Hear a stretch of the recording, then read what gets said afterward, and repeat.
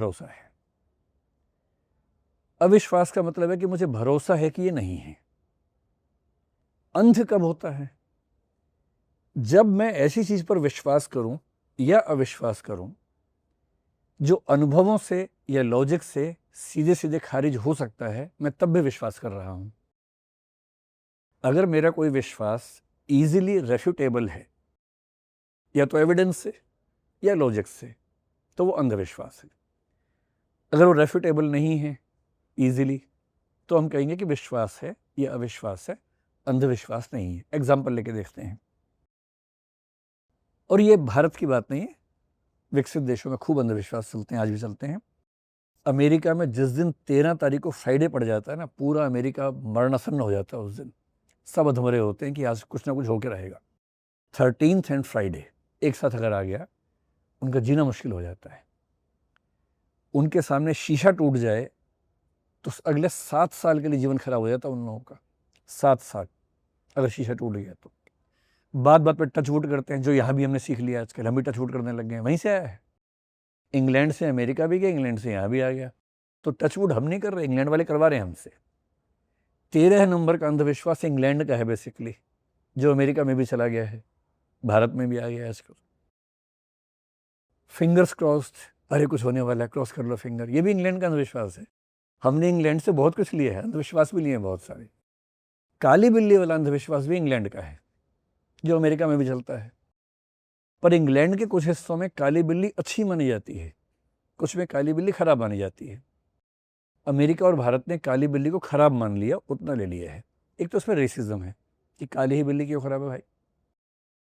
दूसरा इसमें इलॉजिकल जो पक्ष है वो ये है, अगर हम चाहें तो हम स्टडी कर सकते हैं इस चीज को, इसमें क्या परेशानी है।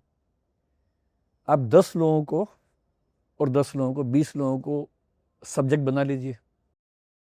अगले 3 महीने तक या 1 साल तक रोज इन 10 के सामने काली बिल्ली गुजारिए, इन 10 के सामने ना गुजारिए। फिर इन 20 की जिंदगी कैसी चल रही है स्टडी कीजिए। शर्त यह है कि इन 20 को पता ना हो कि काली बिल्ली गुजरने से क्या होता है। पता होगा तो ये उसी भरोसे में खुद ही सिर फोड़ लेंगे कहीं जाके अपना, क्योंकि ये जो सुपरस्टिशंस है इनका जब दिमाग पे असर पड़ता है, एक प्लेसिबो और नोसिबो शायद शब्द सुने होंगे आपने, उसका बड़ा गहरा असर होता है। ऐसे 20 लोग जिनको काली बिल्ली के रास्ता काटने से क्या होगा पता ही नहीं है, उन पर स्टडी कीजिए, 10 इधर 10 इधर, 1 साल 2 साल स्टडी कीजिए, और आप पाएंगे कि रिजल्ट यही निकलेगा कि बिल्कुल साबित नहीं हो रहा कि जिनके सामने काली बिल्ली गई थी उनका जीवन खराब हुआ है। क्योंकि ये इजीली रेफ्यूटेबल है, इसलिए अंधविश्वास है।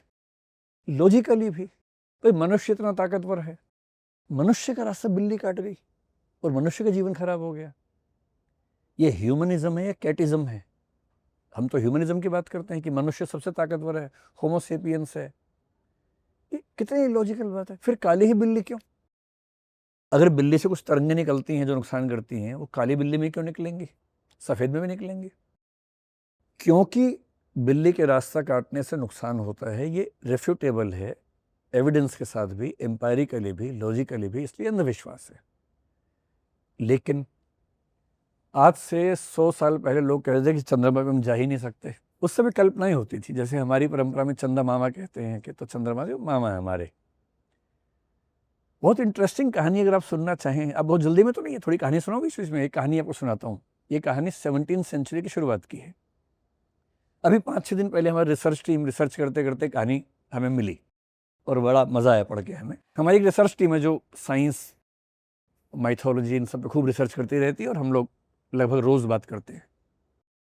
तो 4-5 दिन पहले कहानी लेके आए।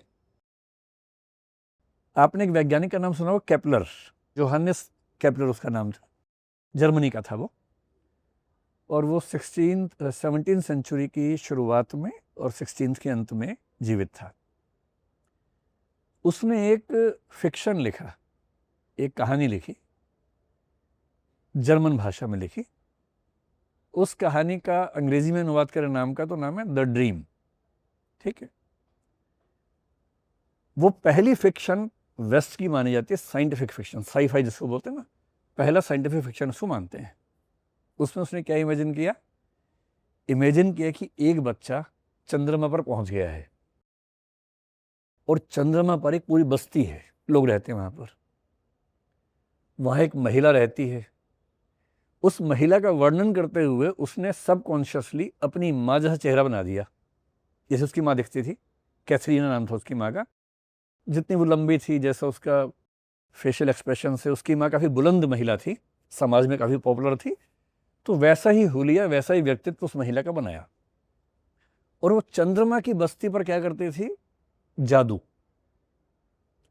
जादू का मतलब टोना भी, जादू टोना, ब्लैक मैजिक वो सब करती थी। लोग उससे डरते थे। जादू का सामान बेचती थी बच्चों को। अब वो उपन्यास जब छपा, बल्कि छपने से पहले उसकी जब मैन्युस्क्रिप्ट बाहर निकलनी शुरू हुई, उसी के इलाके के लोगों ने पढ़ ली। वो ये नहीं समझ पाए कि ये एक फिक्शन है, उनको लगा कि एक सच है। और उनको लगा कि ऐसी दिखने वाली औरत एक ही हमारे समाज में है, कैथरीना, केपलर की मम्मी। वो सब उसके खिलाफ खड़े हो गए, केस कर दिया। 49 केस बनाए उसके खिलाफ, कुछ हत्या के, कुछ बच्चा चुराने के, पता नहीं क्या क्या केस। जो जो लोग मरे थे पिछले कुछ समय में अज्ञात कारणों से, उन सब का नाम लगा दिया किसी ने मारा है। 24-25 लोगों ने गवाही दी कोर्ट में कि हाँ हमने देखा था, ये ले जा रही थी उसको। उन गवाहों में केपलर का सगा भाई भी शामिल था, माँ का बेटा भी शामिल था, उसने भी गवाही दी अपनी माँ के खिलाफ। और केपलर ने अपनी जिंदगी के 5-6 साल खर्च किए। उनकी माँ जेल में रही 14 महीने, जेल से छूटी और इतनी ट्रॉमा में थी कि 1 साल में उसकी मौत हो गई। और केपलर की जिंदगी का ठीक ठाक हिस्सा यह साबित करने में खर्च हुआ कि उसकी माँ टोना नहीं करती है, जादू नहीं करती है। और ये मेरा एक काल्पनिक उपन्यास था जिसको पढ़ के लोगों ने ऐसा मान लिया। उसने साबित किया कोर्ट में, माँ को छुड़वा लिया, और उसके बाद भी माँ उसकी बची नहीं, उसकी माँ चल बसी। तो चंद्रमा हमारी कल्पनाओं में कब से है, और उसने एक कहानी लिखी चंद्रमा की, उसके बाद क्या क्या उसके साथ हो गया। अगर कोई उस समय ये कहता कि हम चंद्रमा पे कभी नहीं जा सकते, कभी नहीं जा सकते, अंधविश्वास है। मुझे लगता है कि चंद्रमा पे शायद कभी ना जा पाए, ये अविश्वास है। नहीं जा सकते, वो भी कभी। इसका मतलब आपने ह्यूमन कैपेबिलिटीज को हमेशा के लिए खारिज कर दिया। अगर आप ये कहें कि मुझे लगता है कि आज हम सूर्य पर नहीं जा सकते, ठीक है, नहीं जा सकते। पर अगर आज कोई कहता है कि मुझे लगता है हम सूर्य पर कभी नहीं जा सकते, अंधविश्वास है, अविश्वास है, कह सकते हैं। तो अंधापन तब आएगा जब हम ज्यादा रिजिड होंगे, खारिज करेंगे चीजों को, भविष्य की संभावनाओं को भी खारिज करेंगे। मैं तो ये मान के चलता हूं कि आज से 20, 25, 50 साल के अंदर हम एलियंस अगर हैं तो खोज लेंगे उनको, उनसे हमारी बातचीत होगी। हम अपनी गैलेक्सी की लिमिट से बाहर शायद अगले 100 साल में निकल पाएंगे। इंटर गैलेक्सिकल कम्युनिकेशन होना शुरू हो जाएगा, यात्राएं होनी शुरू हो जाएंगी।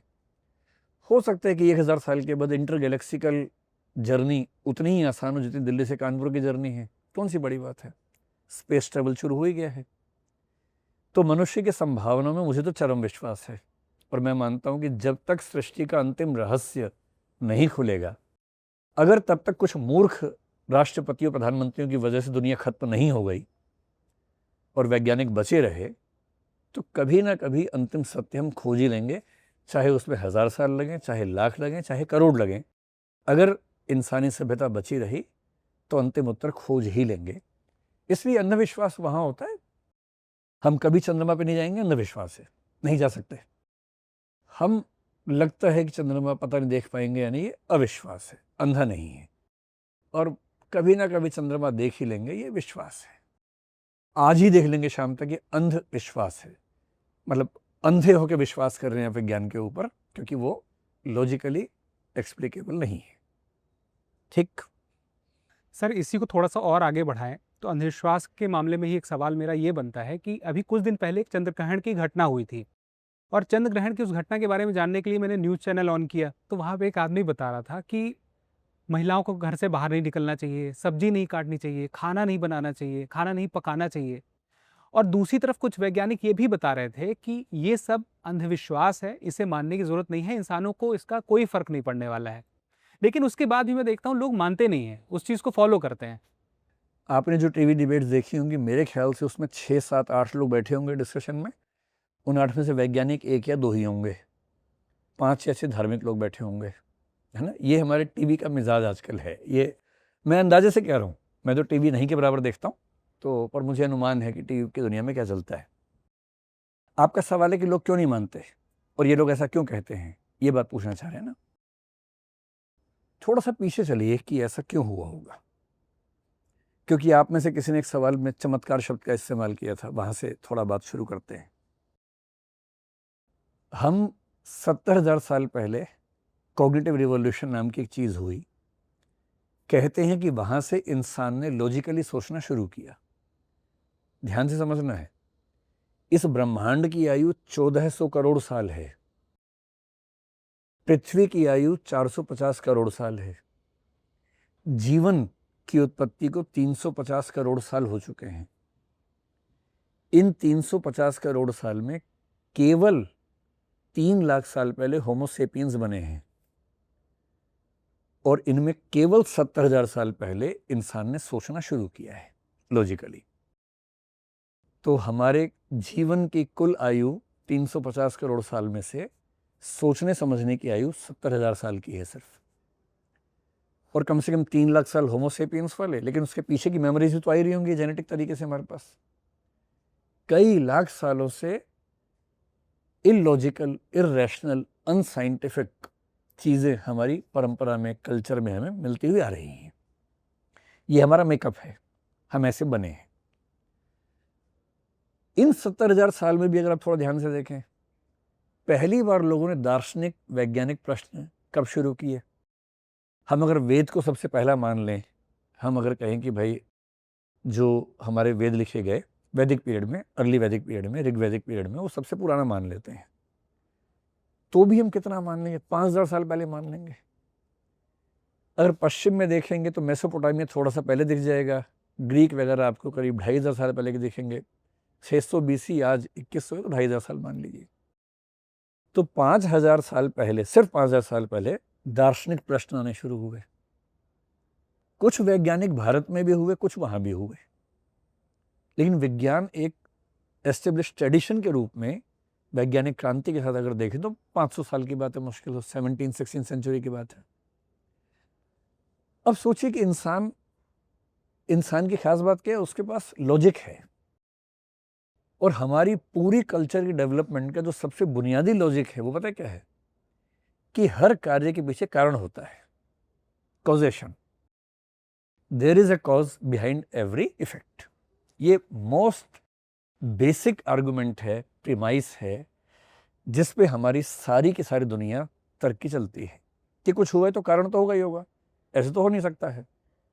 अब पीछे एक दो लाख साल का सोच के देखिए कि सब लोग जग रहे हैं अचानक, इतने में अचानक दिन के 12 बजे सूर्य गायब हो गया, और बादल नहीं है, अंधेरा हो गया अचानक, और अंधेरा होने के 10 मिनट के बाद फिर से सूरज चमक गया, और दिन के 12 बजे हुआ। ऐसा कभी नहीं होता है। आमतौर पर एक व्यक्ति के पूरे जीवन में शायद इतना बड़ा दृश्य एक आध बार ही दिखेगा उसको। सब परेशान है कि ये क्या हुआ अचानक। अब उनको व्याख्या चाहिए कि क्यों हुआ, पता कुछ है नहीं उनको। फिर एक दिन क्या देखा कि शाम को 8, 9, 10 बजे चंद्रमा निकला, अचानक चंद्रमा लाल हो गया पूरा, फिर आधा गायब हो गया, होते तो पूरा गायब हो गया, एकदम लाल रंग का हो गया। उनको व्याख्या चाहिए इस चीज की, व्याख्या है नहीं। एक दिन अचानक बरसात के बाद देखा इंद्रधनुष निकला हुआ है, ठंडे प्रदेश में एक पानी के झरने में गए, गर्म गर्म पानी निकल रहा है, वहां से गर्म पानी का चश्मा है। उनको रीजन नहीं पता कि इसके पीछे जियोथर्मल एनर्जी काम कर रही है, उनको नहीं पता इंद्रधनुष के पीछे क्या रीजनिंग है, प्रकाश के 7 रंग कैसे काम करते हैं, उनको नहीं पता है। उनको नहीं पता कि सूर्य ग्रहण का मतलब सिर्फ इतना है कि सूर्य जो है, मतलब पृथ्वी और चंद्रमा और सूर्य की जो गति है उसकी वजह से हमें थोड़ी देर सूर्य नहीं दिखता, क्योंकि चंद्रमा पृथ्वी और सूर्य के बीच में आ गया। चंद्र ग्रहण में पृथ्वी सूर्य और चंद्रमा के बीच में आ गई, उनको ये नहीं पता है। चंद्रमा लाल इसलिए हुआ क्योंकि पृथ्वी के वायुमंडल को चीर के वही प्रकाशीय किरणें पहुंच पाई जो लाल रंग की थी, क्योंकि उनका वेवलेंथ ज्यादा था, जिनकी वेवलेंथ कम थी वो पहुंच नहीं पाई, इससे लाल दिखा। इसलिए रोज सुबह चंद्रमा आपको आसमान लाल दिखता है, रोज शाम को लाल दिखता है। क्यों? क्योंकि उस समय जो सूर्य उगता है इस गति से उसकी किरणें जाती है, ना कि ऊपर से आती हैं सीधी। ऊपर से चीर के आती है वायुमंडल को, ऐसे नहीं चीर पाती हैं, तो केवल लंबी वेवलेंथ वाली किरणें जो आमतौर पर लाल होती हैं वही क्रॉस कर पाती हैं, तो आसमान लाल हो जाता है, चंद्रमा भी लाल हो जाता है। ये उनको नहीं पता है। जब नहीं पता है और लोग पूछ रहे हैं, व्याख्या करना जरूरी है, तो लोग क्या करते हैं, चीन में लोग मानते हैं कि एक आसमानी राक्षस है जो चंद्रमा को निगल जाता है। भारत में क्या मानते रहे, राहु ने डस लिया है। एक व्याख्या ये भी है कि हनुमान जी ने नाराज होकर सूर्य को निगल लिया था। ये व्याख्या भारत की नहीं है, हर धर्म में ऐसी व्याख्याएं हैं। मेसोपोटामिया में देखिए, रोम में देखिए, यूनान में देखिए, जहां जहां बहुदेववाद चल रहा था उन सब ने किसी एक देवता के नाम से व्याख्या कर रखी है कि इसने सूर्य को निगल लिया, इसने चंद्रमा को निगल लिया, क्योंकि साइंस नहीं है, नहीं पता है। आप आज टीवी चैनल की बात करें, भारत में 5वीं सदी में आर्यभट्ट हुए थे। आर्यभट्टीय उनकी पुस्तक है। आर्यभट्टीय में साफ साफ लिखा है कि सूर्य ग्रहण क्यों होता है, चंद्र ग्रहण क्यों होता है। हमारे समाज को कम से कम पिछले 1700 साल से 1600 साल से पता है कि चंद्र ग्रहण क्यों होता है। पश्चिम में 5th सेंचुरी BC में, यानी 1000 साल और पीछे जाएंगे, एनेक्सागोरस एक वैज्ञानिक और दार्शनिक दोनों था, वो हुआ। एनेक्सागोरस और भारत के चार्वाक लगभग सेम फिलॉसफी है मेटाफिजिक्स को लेकर। एनेक्सागोरस ने साफ साफ लिखा हुआ है कि सूर्य ग्रहण क्यों होता है, चंद्र ग्रहण क्यों होता है, एकदम क्लियर है, कोई कंफ्यूजन ही नहीं है इसमें। उसके कुछ दिन बाद अरस्तु ने चंद्र ग्रहण के दिन चंद्रमा पे पृथ्वी की गोल परछाई देख के दावा किया कि पृथ्वी गोल है, इसीलिए चंद्रमा पर परछाई गोल पड़ रही है, चकोर नहीं पड़ रही है। ये सब पुरानी बातें हैं, पर वहां भी आज तक कई लोग ऐसा मानते हैं, यहां भी मानते हैं। क्यों मानते हैं? क्योंकि वैज्ञानिक ने अपनी लेबोरेटरी में साबित कर दिया, किताब में लिख दिया, पर वो किताब स्कूलों में पहुंची नहीं, स्कूलों में बच्चे पहुंचे नहीं, स्कूलों में अध्यापकों ने बच्चों को विज्ञान इस तरीके से पढ़ाया नहीं कि सच ये है। धर्म की पहुंच व्यक्तियों तक, परिवारों तक, बच्चों तक विज्ञान की तुलना में ज्यादा रही। इसलिए विज्ञान द्वारा साबित करने के 1600 साल बाद भारत में, 2600 साल बाद यूरोप में, तब भी अगर चंद्र ग्रहण पे लोग डरते हैं तो इसका मतलब है कि विज्ञान नहीं पहुंच पाया है। और ये क्यों कहते हैं कि महिलाएं दूर रहें? आप उस खौफ को देखिए। आज से केवल 4 पीढ़ी पहले मैंने आपसे कहा था कि एक एक घर में 10-12 बच्चे हुआ करते थे। आप एक काम करना, अपने दादाजी से पूछना कि आपके दादाजी कितने भाई बहन थे, जिंदा मुर्दा दोनों, जो मर गए बचपन में, उन सबको मिला के। जनरली वो संख्या 10 से ऊपर रहेगी, कहीं कहीं 15 होगी, कहीं कहीं 16-17 होगी। एक महिला 15-15, 16-16 बच्चों को जन्म देती थी। केवल आज से 100 साल पहले की बात कर रहा हूँ मैं, बहुत पुरानी बात नहीं कर रहा हूँ। ऐसा क्यों होता था? 15 बच्चे होंगे, 1 या 2 बचेंगे। गर्भावस्था के दौरान बच्चे को जन्म देने के प्रोसेस में 1 लाख में से लगभग 1000 महिलाओं की मौत हो जाती थी। हर 100वीं महिला मरेगी बच्चे को जन्म देते समय। उस समाज में बच्चा कितनी कीमती चीज है कि जो पैदा हुआ मर ना जाए। 15 में से 12-13 मरने मरने हैं। गर्भवती महिला मर सकती है। कुछ भी अजीब सा हुआ तो लोगों ने क्या कहा, भाई तुम संभल के रहो, कहीं कोई किरण तुम्हें परेशान ना कर दे। आजकल हम क्या करते हैं, छोटा बच्चा होता है, बोलते हैं सोते हुए मोबाइल फ़ोन दूर रख के सो। हमें नहीं पता कि मोबाइल फ़ोन के विकिरण से नुकसान होगा या नहीं होगा, कोई स्टडी नहीं है। मोबाइल फ़ोन आए हुए 20-25 साल हुए हैं। मोबाइल फ़ोन के रेडिएशन से हम सब पे क्या प्रभाव पड़ेगा ये पता लगते लगते 20 साल और लगेंगे अभी। पर अज्ञात का भय हमें भी तो है। मैं खुद भी सोता हूँ तो मोबाइल फ़ोन थोड़ा सा दूर रख के सोता हूँ। दिन भर साथ में रखता है, रात को दूर कर देते हैं कि भाई कहीं विकिरण का असर ना पड़ जाए। चंद्र ग्रहण, सूर्य ग्रहण में उनको तो डर लगता होगा कहीं रेडिएशन का असर ना पड़ जाए, गर्भवती महिला के घर पे ना पड़ जाए, बच्चा मर ना जाए पेट में, ये औरत ना मर जाए। इसलिए हर समाज अपनी ज्ञान की अवस्थाओं के हिसाब से डर, खौफ पैदा करता है, और वो ठीक है। दिक्कत ये कि आज ऐसा क्यों है, क्योंकि हम वैज्ञानिक बातों को पहुंचाना कम ज़रूरी समझते हैं। और टीवी चैनल्स के बारे में अगर आप समझें, टीवी चैनल का धर्म ये बिल्कुल नहीं है कि आपको ज्ञान दे। उनका क्या पर्पस है? प्राइवेट चैनल्स हैं, पर्पस क्या है कि प्रॉफिट कमाएं। प्रॉफिट कैसे आएगा? ऑडियंस बंधे रहेंगे तो आएगा। आज की दुनिया में आप में से कौन टीवी देखता होगा? आप सब यूट्यूब वाले हैं, फ़ोन ही देखते होंगे। आजकल टीवी कौन देख रहा है? बड़े बूढ़े देख रहे हैं। टीवी देखने वालों की औसत आयु 40 प्लस जा चुकी होगी अब तक मेरे ख्याल से। बड़े बूढ़े लोग टीवी ज़्यादा देख रहे हैं। उनको आस्था, अंधविश्वास में फंसाना ज़्यादा आसान भी होता है क्योंकि उनके बचपन से परवरिश वैसी रही है। इसलिए 8 में से 6 धार्मिक लोग होंगे, 2 वैज्ञानिक होंगे जो कम बोल पा रहे होंगे। और डर सबसे ज़्यादा बिकाऊ वस्तु मानी जाती है। अगर आप विज्ञापन की दुनिया के नियम पढ़ेंगे, किसी को प्रभावित करना हो, कन्विंस करना हो, सबसे अच्छा तरीका मनोविज्ञान मानता है उसको डरा दो। इसलिए इंश्योरेंस बेचना हो तो पहले ऐसा विज्ञापन दिखाओ कि एक महिला का पति अचानक मर गया, बेघर हो गई क्योंकि इंश्योरेंस नहीं था, और फिर कहो तुम्हारा पति जिंदा है, तुम तो ले लो इंश्योरेंस। अब सब महिलाएं पति का इंश्योरेंस करवा देंगी तुरंत। खौफ पैदा हो गया ना।